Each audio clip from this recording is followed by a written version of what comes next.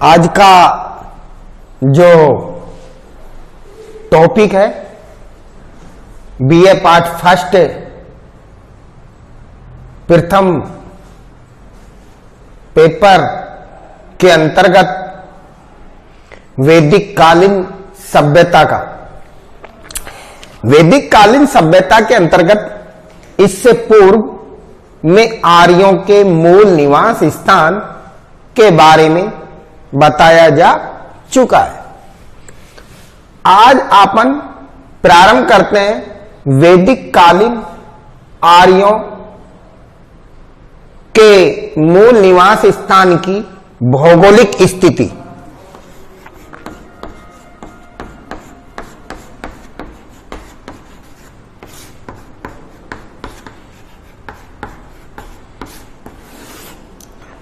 अर्थात आर्यों के संबंध में पाश्चात्य विद्वानों के यह मत प्रचलित है कि आर्य विदेशों से भारत में आए थे, किंतु इस संबंध में कोई निश्चित प्रमाण नहीं है। जबकि ऋग्वेद आदि से ज्ञात होता है कि आर्य भारत के मूल निवासी थे। ऋग्वेदिक कालीन आर्यों की निवास या उनकी भौगोलिक स्थिति निवास के संबंध में निम्न प्रकार थी। अफगानिस्तान,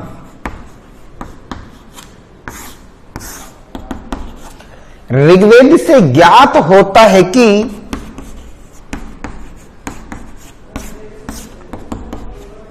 आर्य अफगानिस्तान की भौगोलिक परिस्थितियों से परिपूर्ण परिचित थे, क्योंकि ऋग्वेद के अंदर अफगानिस्तान के अंतर्गत बहने वाली नदियों का उल्लेख मिलता है, जैसे कुभा, सुवास्तु, कुर्रम, गोलम। ये सभी नदियां अफगानिस्तान के अंतर्गत बहती है। इससे ज्ञात होता है कि ऋग्वेदिक काल में पश्चिम में अफगानिस्तान तक आर्यों का निवास स्थान था। वहीं दोआब के क्षेत्र यानी कि दो नदियों के बीच का भाग, अधिकांशतः विद्वान इसे उत्तर प्रदेश और बिहार के मध्य का क्षेत्र बताते हैं। अर्थात ऋग्वेद के अंतर्गत गंगा नदी का 2 बार व यमुना नदी का 3 बार उल्लेख मिलता है। दक्षिण भारत के अंतर्गत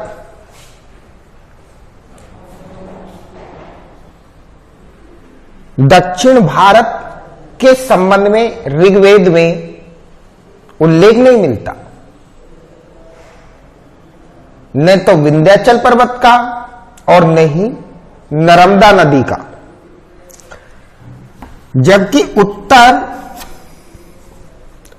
में हिमालय व हिमवंत, हिमालय या हिमवंत का उल्लेख मिलता है। वहीं ऋग्वेद में सबसे ज्यादा उल्लेख सरस्वती नदी का हुआ है, जिसे आर्यों की प्रमुख देवीय नदी माना जाता था। अतः अधिकांशतः विद्वानों का मत है कि आर्यों का प्रारंभिक क्षेत्र अफगानिस्तान और पंजाब था। वहीं उत्तर में उनका दोआब तक विस्तृत था। ऋग्वेद के अंतर्गत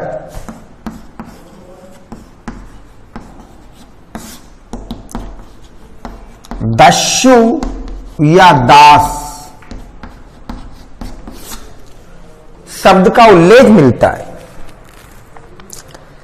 इस संबंध में भी विद्वानों के अलग अलग मत हैं। अधिकांशतः विद्वानों का मत है कि दस्यु या दास आर्य न होकर यहां के मूल निवासी थे, जिनके लिए आर्यों ने दस्यु या दास शब्द का प्रयोग किया। किंतु आधुनिक शोध आदि से ज्ञात होता है कि दस्यु या दास यह भी आर्य थे, अर्थात भारतीय थे आर्य भी।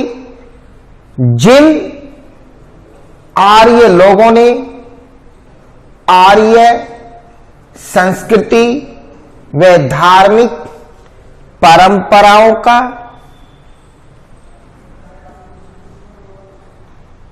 को नहीं अपनाया या उनका पालन नहीं किया, उनके लिए दस्यु या दास शब्द का उल्लेख किया गया है।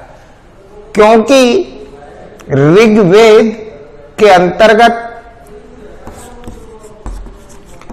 दिवोदास, शुदास आदि के नाम के अंत में दास शब्द लगा हुआ है, ये भी आर्य थे। कुछ विद्वानों का मत है कि जो आर्य परंपराओं का पालन नहीं करते थे, उनके लिए ऋग्वेद में जैसे अजुवन यानी कि यज्ञ न करने वाले, कर्मण आदि शब्दों का प्रयोग हुआ है। इनके अतिरिक्त देव्या, देवेयु, अदेवयु अर्थात देवी देवताओं को न मानने वाले, अर्थात आर्य संस्कृति के देवी देवता यज्ञ हवन या उस संस्कृति का पालन न करने वाले, उनके समाज के कुछ वर्ग के लोग, जिनके लिए दस्यु या दास शब्द का उल्लेख किया गया है। अतः इस संबंध में यह भी उल्लेख मिलता है कि दस्यु या दास भी आर्य थे। इनके अतिरिक्त ऋग्वेद में नहुष का उल्लेख हुआ है। नहुष के वंशजों के लिए दस्यु या दास कहा गया है, जबकि नहुष आर्य शासक था। कुछ विद्वान विश्वामित्र के वंशजों के लिए भी दस्यु या दास शब्द का उल्लेख किया गया है।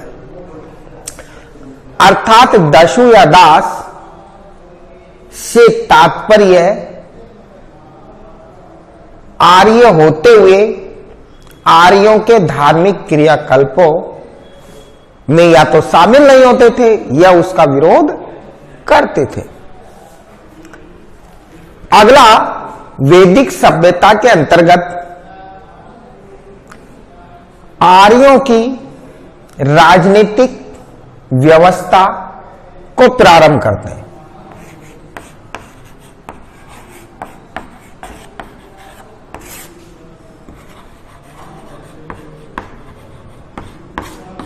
अर्थात आर्यों की राजनीतिक व्यवस्था या उनका उस समय का राजनीतिक जीवन, इसके अंतर्गत आज बताएंगे कि उस समय आर्यों की शासन व्यवस्था किस प्रकार थी, आर्य की न्याय व्यवस्था, राजा के कार्य, क्या उस समय राज्य थे या नहीं थे। अतः इसके अंतर्गत निम्न बिंदुओं द्वारा आर्यों की राजनीतिक व्यवस्था को इंकित किया जाता है। राजनीतिक इकाइयां और राजनीतिक इकाई के अंतर्गत जन, पंचजन तथा दासराज्य युद्ध,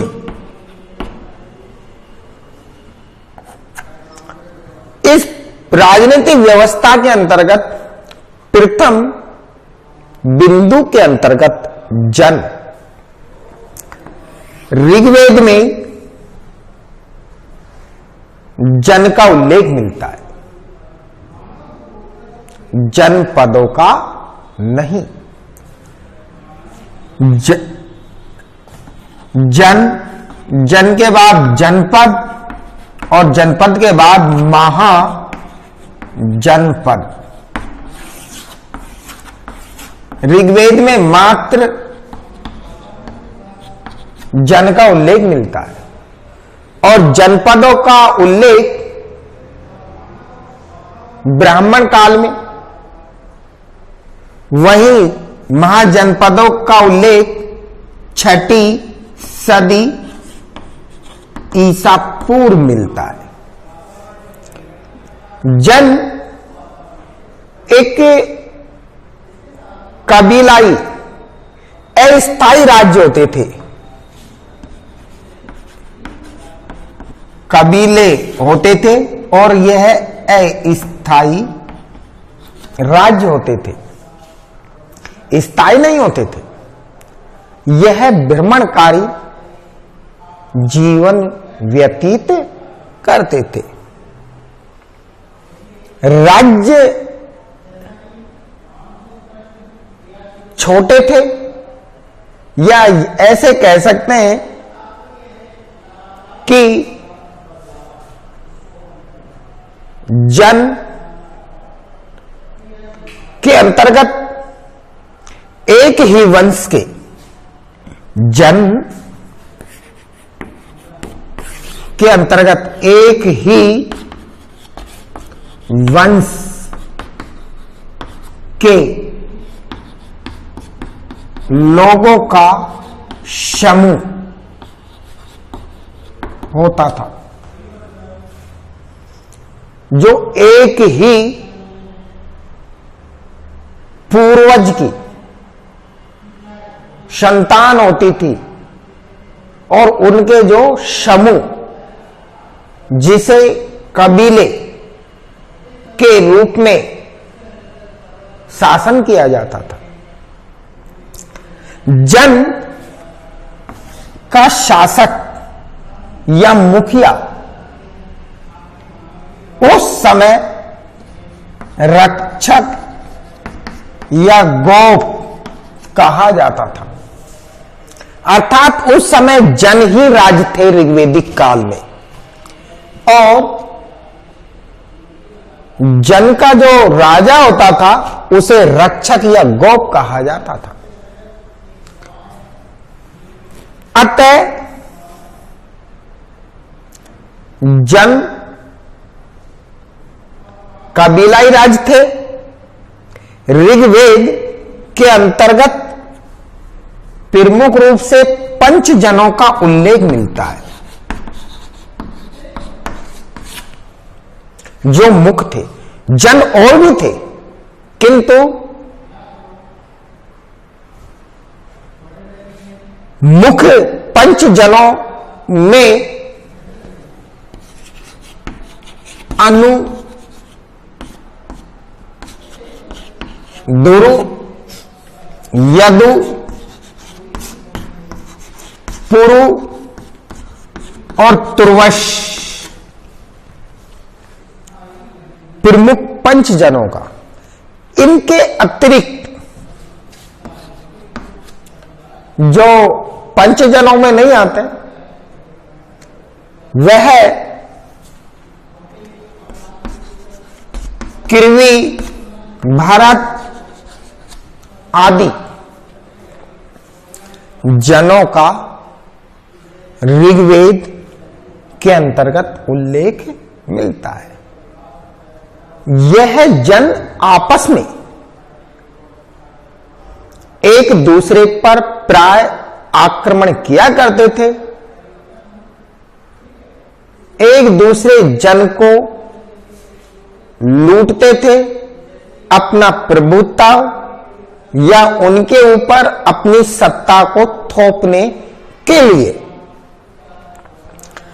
अतः इन जनों के बाद ऋग्वेद में 10 राज्य युद्ध का उल्लेख मिलता है। यह 10 राज्य युद्ध भारत जन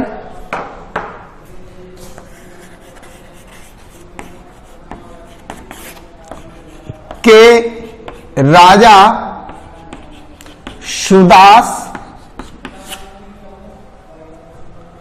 के मध्य हुआ। सुदास का 10 जनों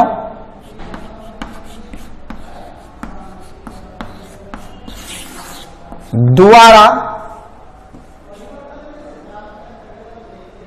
युद्ध हुआ। 10 जनों ने सामूहिक रूप से भरत वंश के राजा सुदास के साथ युद्ध किया। यह युद्ध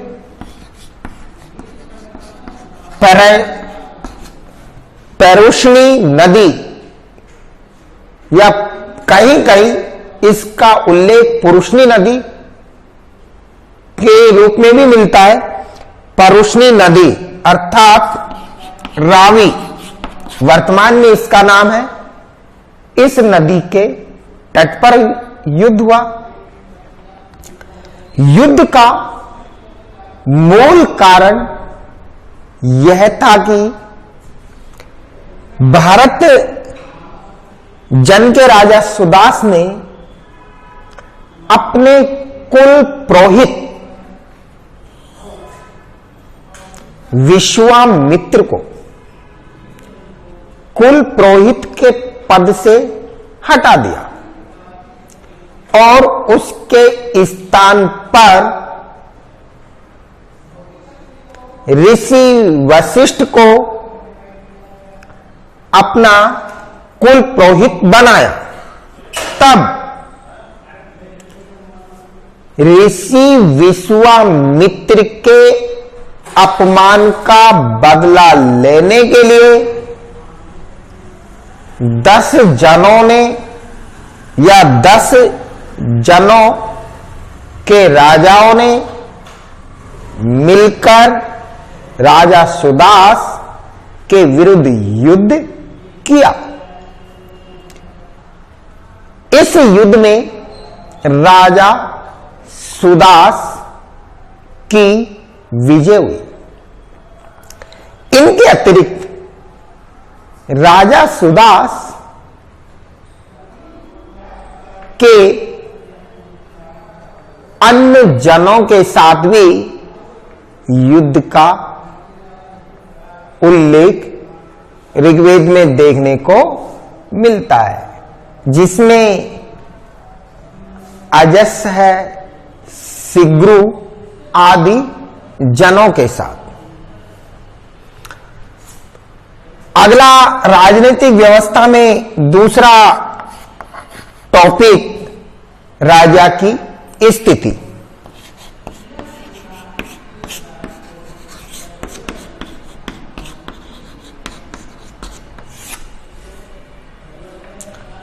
अर्थात राजा का उदय कैसे हुआ, कब हुआ, या ऋग्वेदिक काल में राजतंत्रात्मक राज थे या गणतंत्रात्मक। ऋग्वेद से ज्ञात होता है कि उस समय जन के रक्षक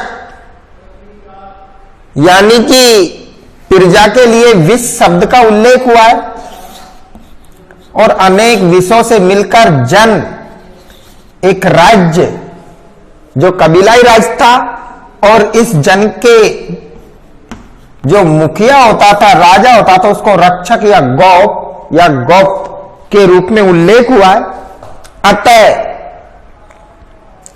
उसकी रक्षा के रूप में राजा का उल्लेख मिलता है।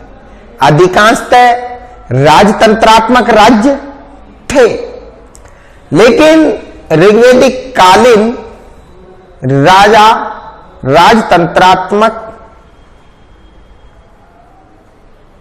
होते हुए भी निरंकुश नहीं था, क्योंकि ऋग्वेद के अंतर्गत उल्लेख मिलता है कि यदि उस समय राजा प्रजा की रक्षा करने में या अपने कर्तव्य का पालन करने में असमर्थ है, तो उसे सत्ता से हटा दिया जाता था। यदि राजा के उत्तराधिकारी अयोग्य है या हत्याचार्य या राजा हत्याचार्य, तो उस समय के विष यानी कि प्रजा राजा को सिंहासन से हटा देती थी। यह निश्चित नहीं था कि राजा का पद वंशानुगत हो, क्योंकि उस समय राजा के ऊपर सभा और समिति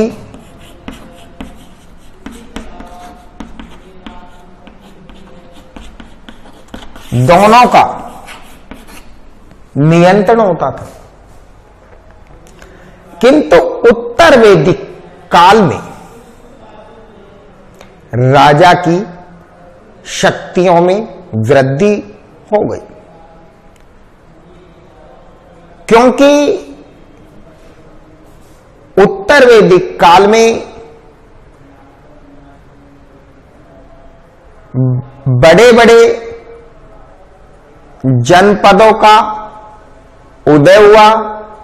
भौगोलिक आधार पर अब जन अस्थायी राज्य के स्थान पर स्थायी राज्य बनते चले गए। अतः उत्तर वैदिक काल के अंतर्गत अनेक जनपदों का उल्लेख देखने को मिलता है।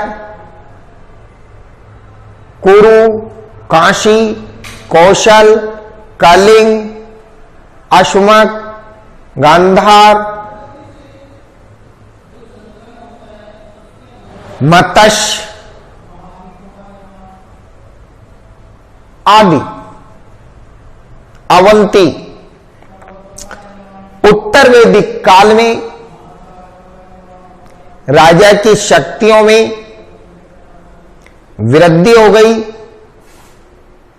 राजा शक्तिशाली बन गया, वह